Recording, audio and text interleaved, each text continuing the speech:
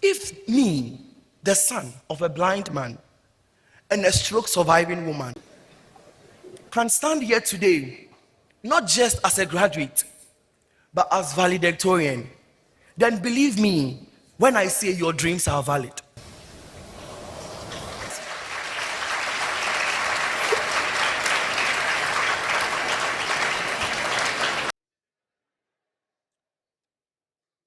Your story matters, and your background is not a barrier. It doesn't matter where you started. What matters is that you start and that you don't stop. Because one day,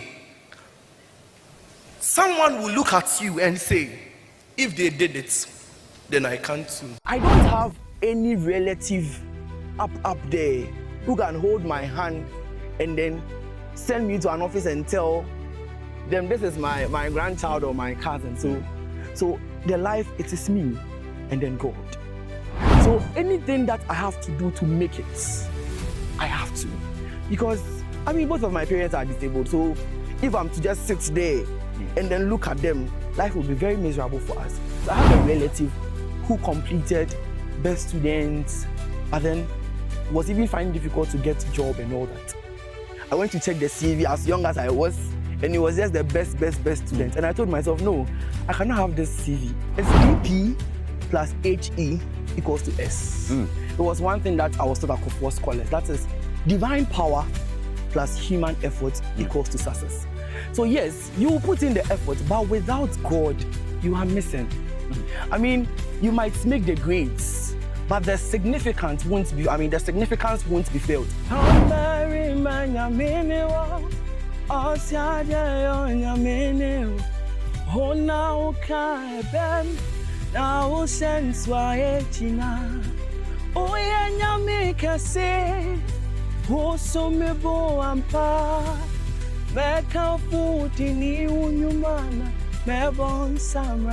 Excellence, some say, is born out of seclusion. But today we see with a young man who has unbelievably defied the odds. Driven by the situation of both parents, his mom paralyzed and dad blinded, this young man has risen to become the rising star of the entire College of Health Sciences. With a CW of 80.50, he has been named the overall valedictorian of this particular college. Master Nereus Mensah Gyasi, a student who read BSc Disability and Rehabilitation Studies. Enjoy the conversation.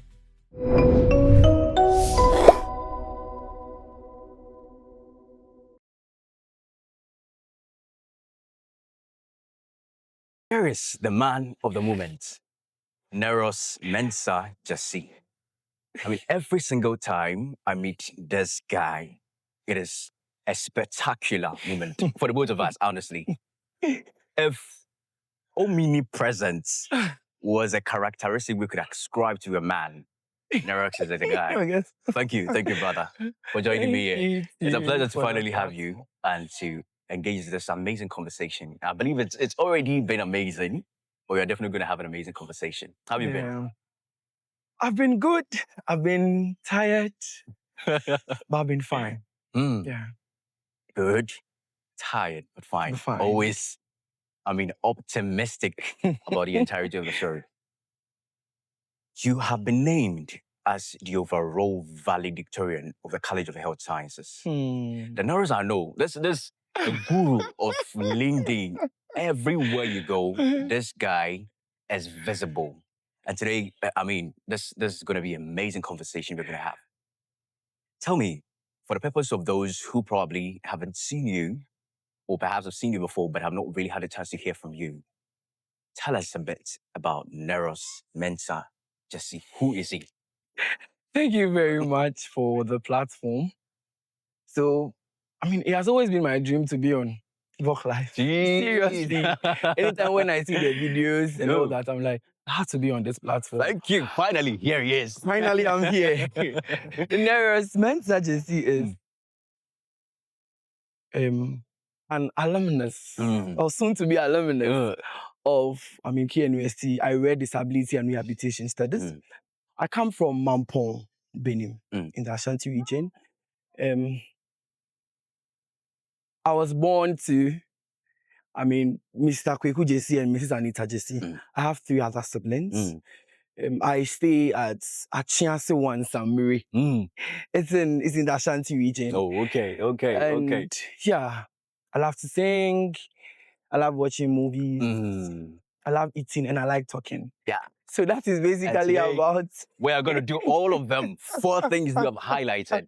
At the end of the conversations, we are going to have a little bit of time, do all these things, right? So enjoy the conversation. Now, nurse, they say there is always a beginning to a great man's story. I have no deniable plausibility about the path of greatness you tread on. Amen. You are doing marvelously well. Thank Unbelievably fantastic. And I mean, I'm just so excited to have you join us here today to finally share all the insight you have in store for us. How has life experiences been for you right from the start? Being in elementary school, what has the experience been for you?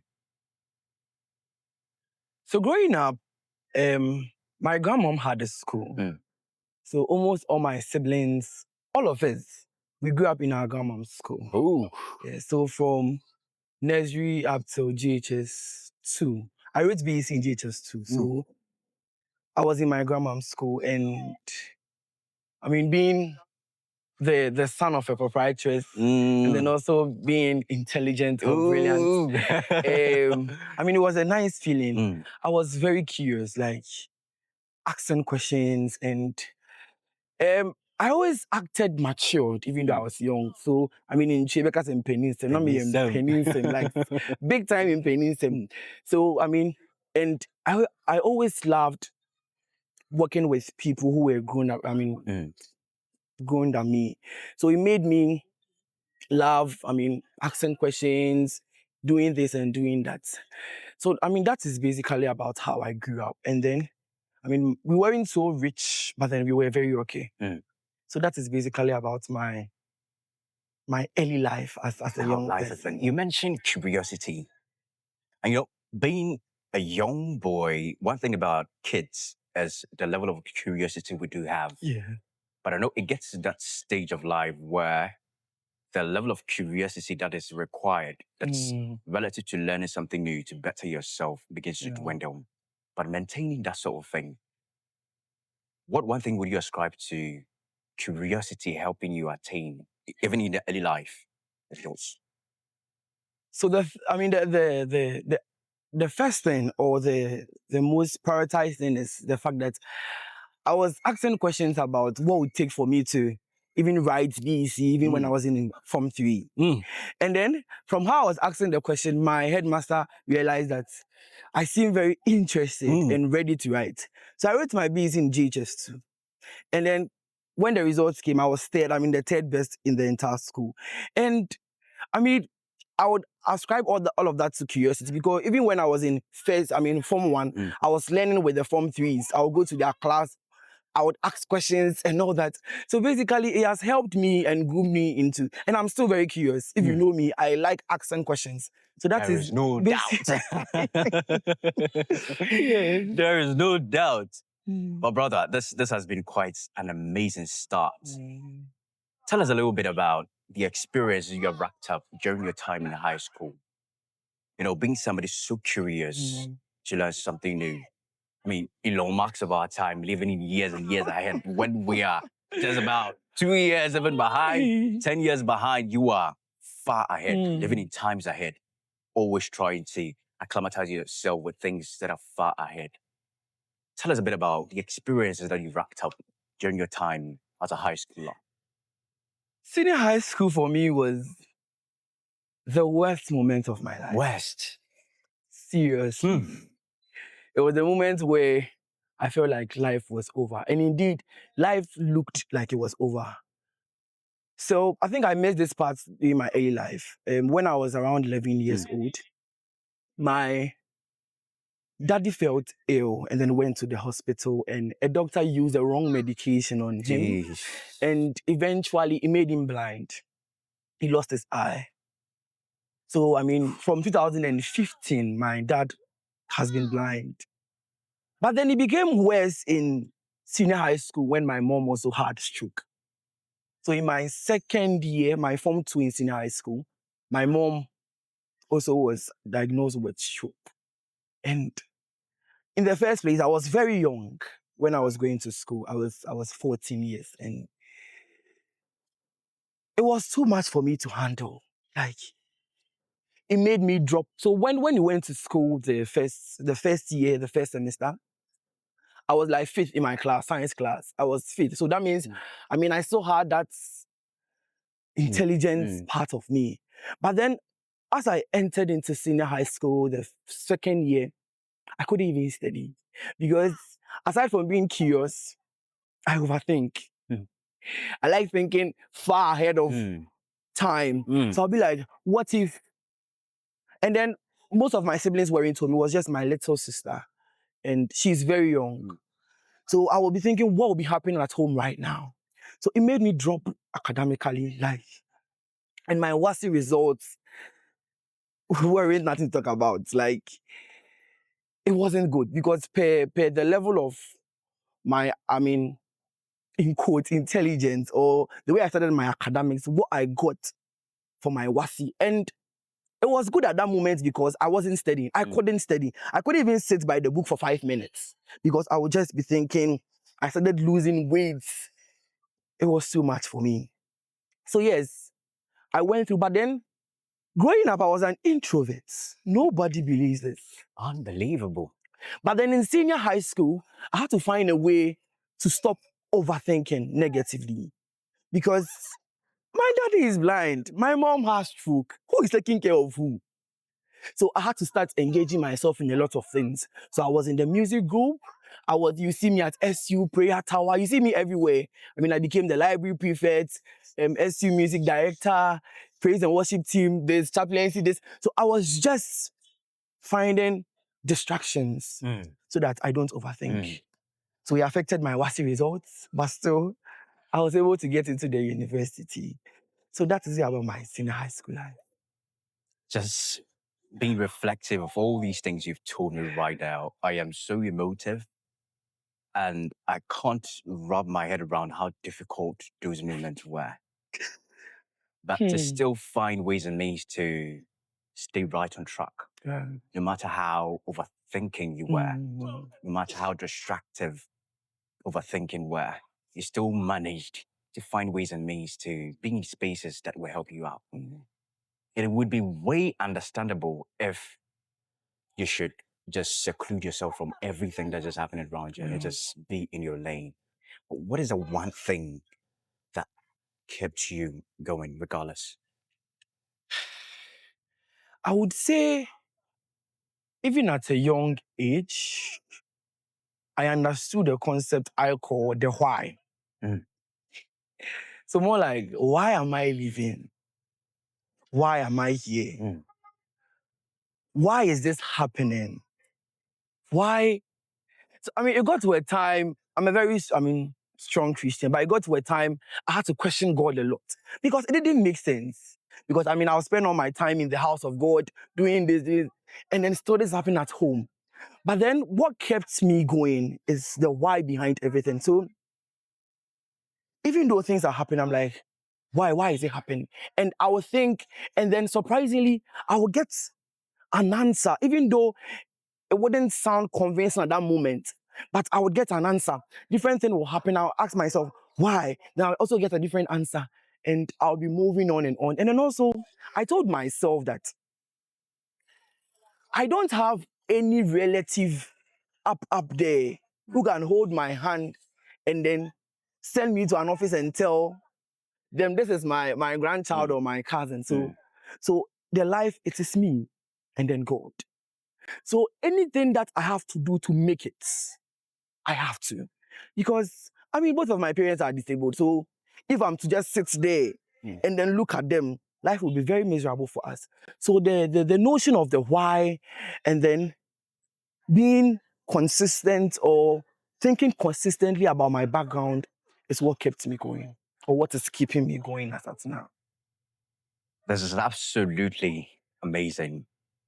I think you've hammered on something very, very important, the why factor. The why factor. I think many of us find ourselves in situations that we have not properly sat down to assess, reflect what is the why in the equation. And that's marvelous. Nereus is almost visible in every part. Being the conference, being at seminars, wherever it is, whatever it is you can think of, Nereus is there. On LinkedIn, creating connections, building networks. What is the one thing that propelled you to walk and tread on this path? Even when you were here as a university student, this is something that you've been significantly been improving on, been doing over and over and over and over. What is the one thing that has propelled you to be doing this? It's basically about the why of me coming to school. I mean, the why has come in again. When I was coming to school, I told myself that, I mean, academics, we all know we are here for academics. That is true. But then as I said, I like asking questions. And then you ask questions, people will tell you that, yes, it's very good to get the degree. But then currently it is, who knows you? So I told myself, I will learn. I will learn. But creating connections will be my priority. My primary reason for being in school. And then growing up, my dad told me something. He said, Kwejo, wherever you are, let your presence be felt. So that when you leave, your absence will be seen or realized. So it has been my notion everywhere I go. So I will not be at a place and you not see that Nereus is there. Even if it is 5 minutes, you would have to see Nereus there. Sometimes I even ask my questions to raise my hand to ask questions without having a question. But then if you call me, I'll get a question for you. It is something I have on my mind. That is my primary reason for being here. So every opportunity, everywhere I find myself, I make sure I am doing that. But then, I mean, we are here to learn. So we also learn some. But then my primary reason for being here on campus, because I have a relative who completed best students, but then was even finding it difficult to get a job and all that. I went to check the CV as young as I was, and it was just the best student. And I told myself, no, I cannot have this CV. I have to have other things in the CV. So, I mean, that is what is keeping me going here, going there. And I find fulfillment in that. Like, you see me in a choir, I was president of my choir, I mean, just as I graduated. And it's nice to lead the people, tell them what to do. It's just a nice feeling. So basically, that is why I moved through a lot of things here on campus. You know, whenever you talk about making connections, networking a priority, my audience would confidently agree with me that this is in the complete opposite direction of becoming the overall valedictorian of the College of Health Sciences. How did this happen, nurse?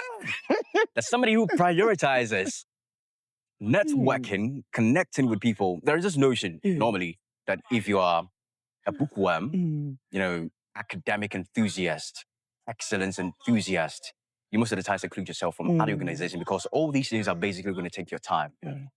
Nurse, you are a living testimony of doing what you want to do, networking, but still maintaining your academic excellence. How did this happen? Explain to our audience.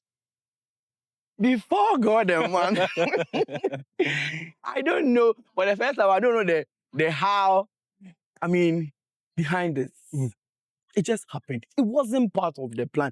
I had a lot of plans. Like right now, I have a plan for like my 20 years. I know it can change. It has been changing, but still I have a plan. But this wasn't featured in any part of my plan. It was unexpected. It wasn't part of the plan. I mean, I didn't even start as best in my class. I mean, but then I increased and some decreased. And eventually, I topped. So when I topped, it was in third year that I topped. So I was like, okay, then I'll get for my faculty, School of Public Health. So even for some interviews I've been going and all that, I'll just say, I'm in best student for my class because that was the end for me. But to get a course, oh no, it wasn't part of the plan. Let's talk about the feeling, because something you have not planned, it was not part of the game plan.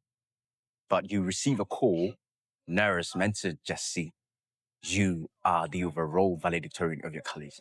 Explain with just one word. How was it feeling for you? Confused. How confusing. I mean, she mentioned Mr. Gyasi.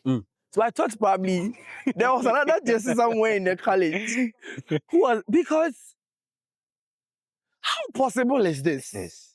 Anybody who hears it, that's the first thing that they see. How possible is this?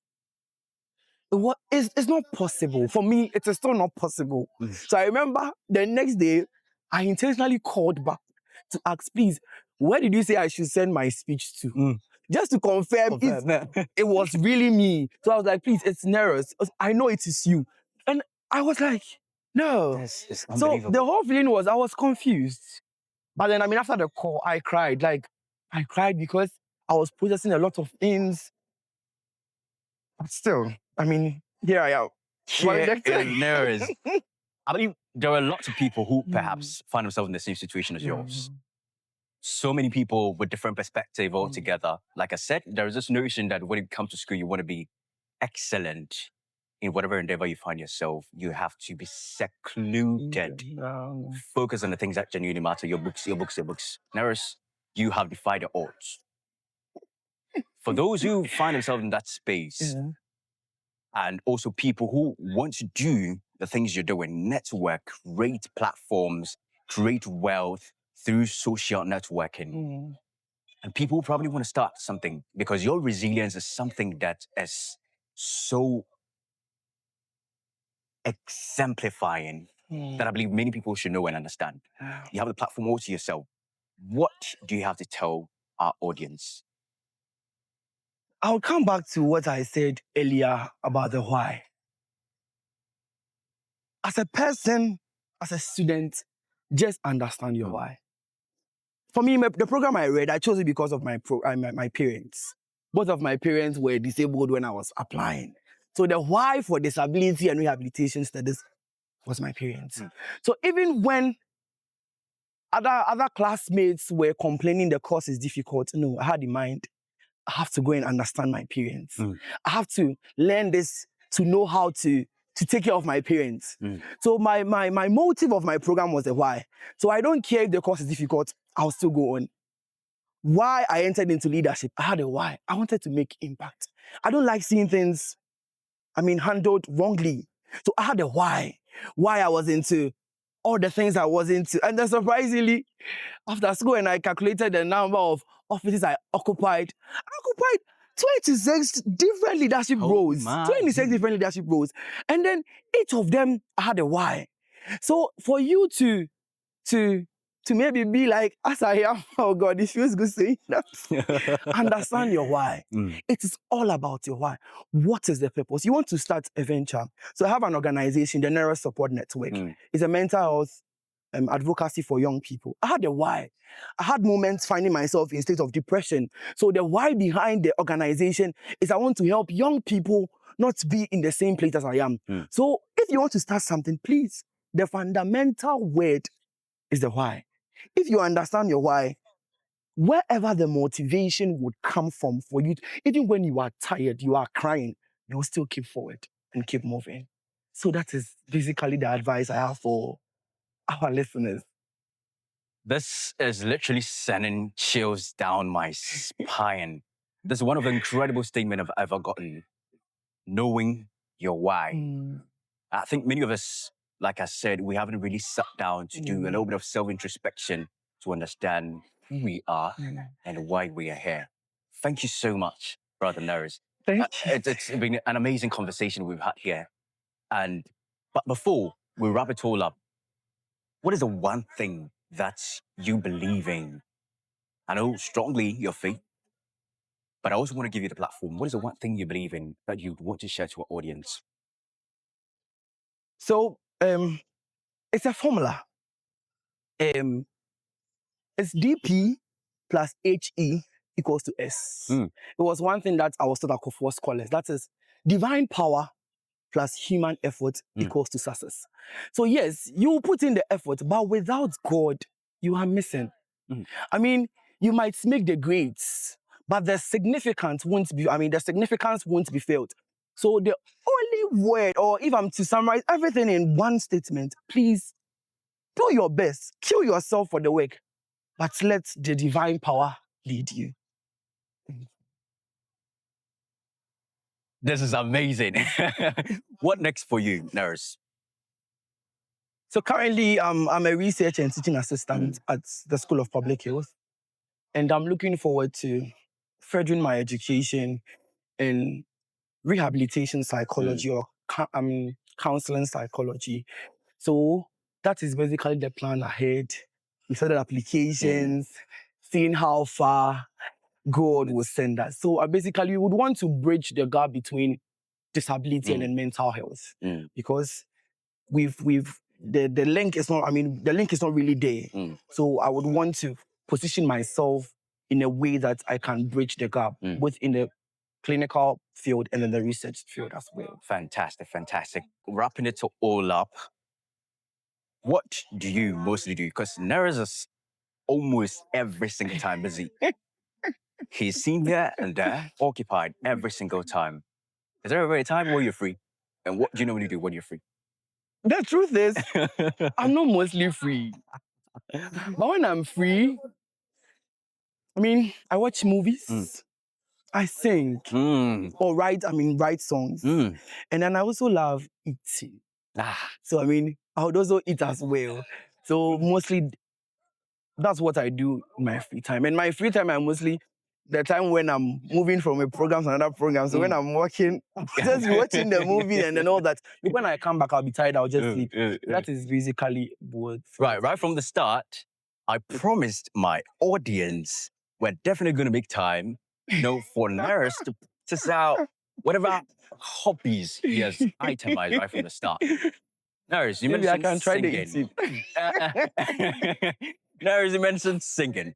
Okay, what is the one song that whenever you hear, everything around you comes to a standstill? That is a moment for you. So there are quite a number of them, but for my final year, there was a song that, carried me through the entire final year. How to get us through? Audience, carry us through. So it's basically one of our old songs. It's Tomberry Manya Minewo, Osiade Onyamene, Hona Oka Ebem, Na Osenswa Echina, Oye Nyame Kase, Hosomebo Ampa. Meka futi ni unyumana, mebon samrani. So that is basically. Oh my God! This has been quite an amazing time. And I believe my audience, you definitely enjoy the conversation, especially all this wisdom that Nereus Mensah Gyasi has poured out from his heart. And most importantly, the singing, that he has calmed our hearts and nerves with his amazing melodious voice.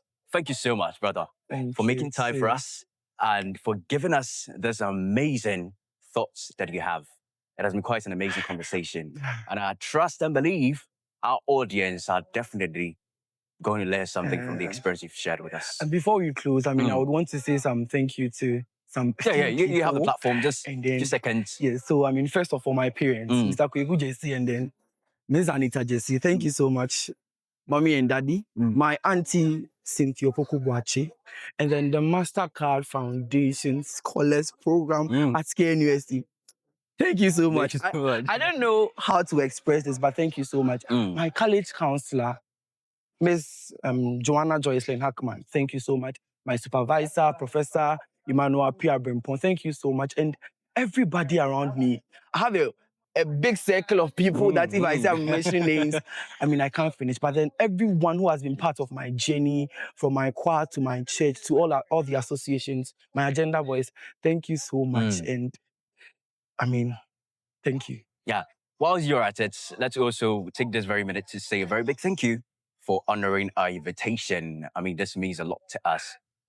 We appreciate the time you've expended to join us here and to have this amazing conversation, inspiring others, and then propelling and bringing what is buried within our heart out for the greater good. So thank you so much. Thank you. Wish you the very best. And more things are in store. We say a very big thank you to you, our audience, for time and again being available and tuning in to your most popular, incredible media platform where we bring you these important conversations to keep you going. I hope you enjoy. My name is Augustine Kwachi. I am your interview host.